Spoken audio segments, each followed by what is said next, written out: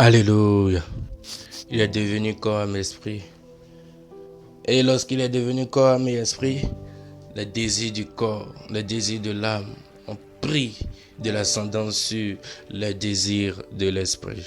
Parce que l'esprit en réalité a été coupé de la gloire de Dieu et l'esprit est mort, voué à l'iniquité, voué au péché. Et c'est comme ça. Les anciens hommes, les hommes dans l'ancienne alliance ont vécu ainsi. Mais dans la nouvelle alliance, par le sacrifice de Jésus, à nous tous qui avons reçu Jésus-Christ dans notre vie, Dieu nous a repositionnés. De sorte que notre esprit qui était mort par le péché d'Adam et Ève, cet esprit a repris vie. Et c'est là qu'on parle de la nouvelle naissance. Et c'est en ça que Paul déclare dans 2 Corinthiens 5, verset 17, que si je suis en Christ, les anciennes choses sont passées et toutes choses sont devenues nouvelles. Ça s'est passé où? Dans notre esprit. Notre esprit a été régénéré par l'action de Dieu en nous, par l'habitation de la troisième personne de la Trinité en nous. L'habitation du Saint-Esprit a régénéré notre vie, notre esprit, a redonné la vie à notre esprit, afin que notre esprit puisse vivre, puisse grandir, et puisse prendre de l'ascendance sur le corps, sur l'âme, et que la première disposition puisse être rétablie. Alléluia. Pourquoi je suis allé dans ces explications? C'est pour te dire, frères et sœurs, dans l'ancienne alliance, ils étaient plus emportés à faire le péché. C'était plus facile de faire des choses mauvaises parce que leur nature même était péché. Mais dans la nouvelle alliance, tu as la capacité de choisir. Alléluia. Tu as la capacité de la choisir parce que ta propre nature, la nature que Christ a conférée dans la nouvelle alliance, c'est que le péché, la mort qui était dans ton esprit a disparu et la vie est venue.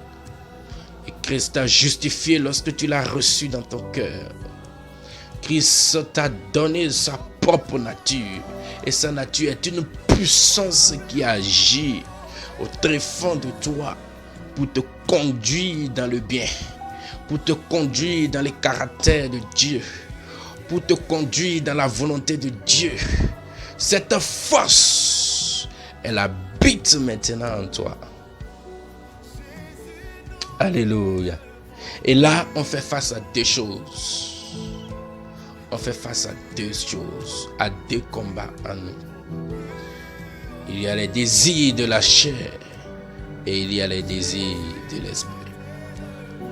Si vous convenez avec moi, dans l'ancienne alliance, avant le sacrifice de Jésus, les désirs de la chair étaient conformes aux désirs de l'esprit.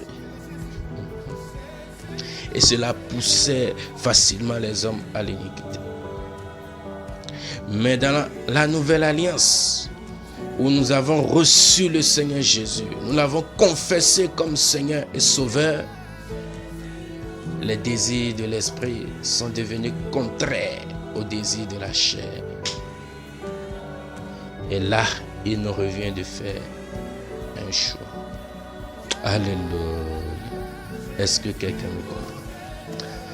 C'est pour cela, lorsque nous allons dans Galates 5, dans Galates 5, verset 16, la Bible nous dit, je dis donc, marchez selon l'esprit, et vous n'accomplirez pas les désirs de la chair. Frères et sœurs, la chair a ses désirs.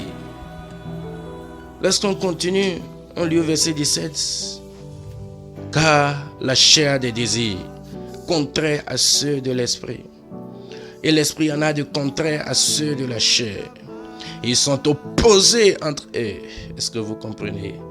Afin que vous ne fassiez point ce que vous voudriez. Si vous êtes conduit par l'esprit, vous n'êtes point sous la loi. Alléluia. Si vous êtes conduit par l'esprit, vous n'êtes point sous la loi. Je viens de dire que Adam n'était sous aucune loi de la terre. Il défiait la loi de la gravité. Il défiait toutes les lois de la terre parce que Adam était 100% esprit. Et quand vous êtes conduit par l'esprit, vous n'êtes point sous la loi. Oh, les œuvres de la chair sont manifestes. Les désirs de la chair sont manifestes. Ce sont l'impudicité. L'impudicité. Jeune frère en Christ, jeune sœur en Christ. Tu as le pouvoir en toi de ne plus forniquer. Tu as le pouvoir en toi de ne plus rester dans l'adultère, toi qui es marié. Tu as le pouvoir en toi de ne plus convoiter la femme d'autrui. Ce pouvoir est en toi. Ça fait partie des désirs de l'esprit. Mais la chair te dicte ses lois. Mais par l'esprit, tu dis non à la chair. Par l'esprit, tu dis non à la chair. Par l'esprit, tu dis non à la chair.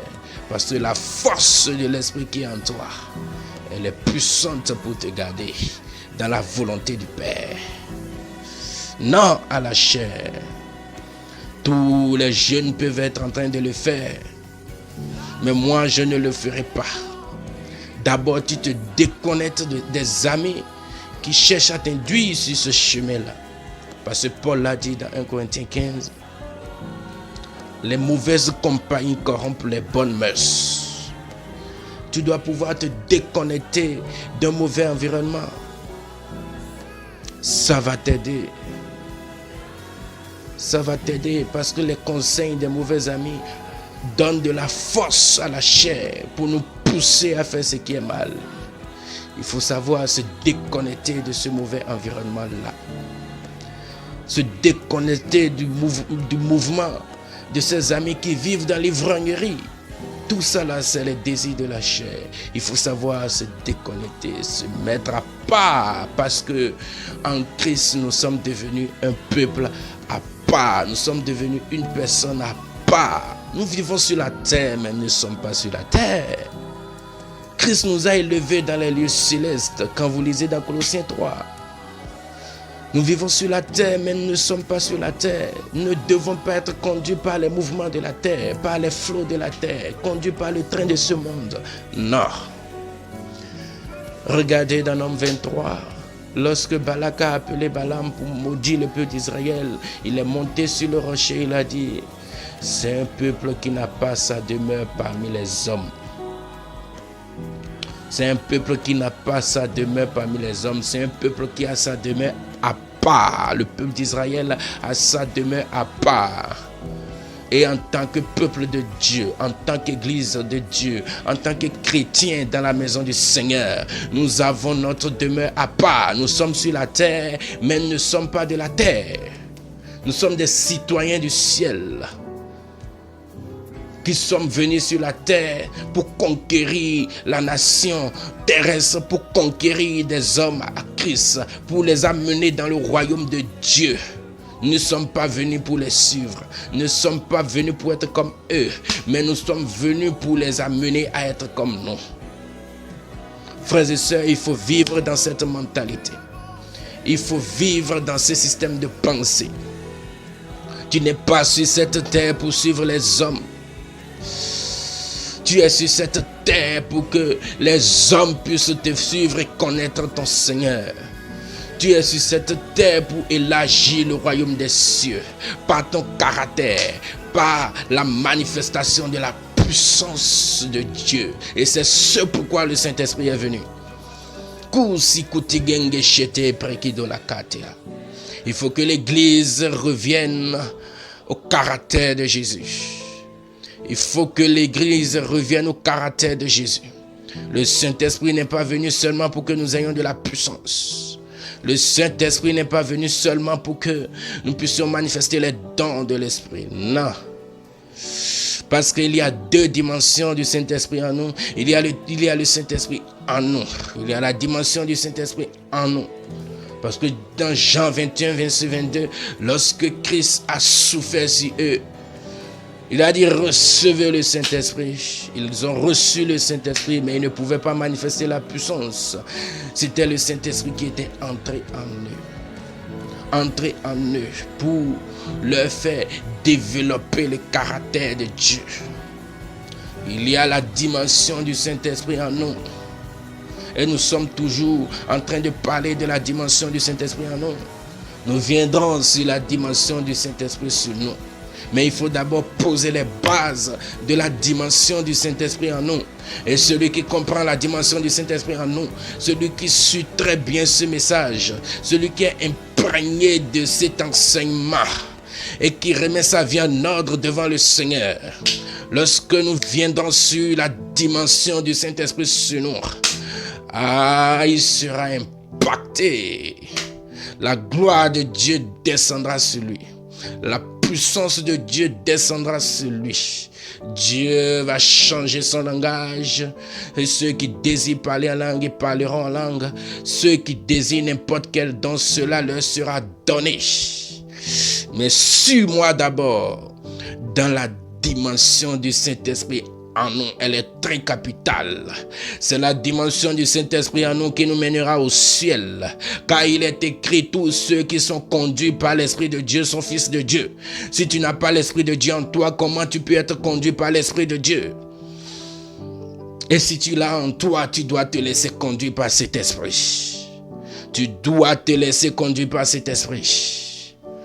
Il y a les désirs de la chair et ils sont contraires aux désirs de l'Esprit.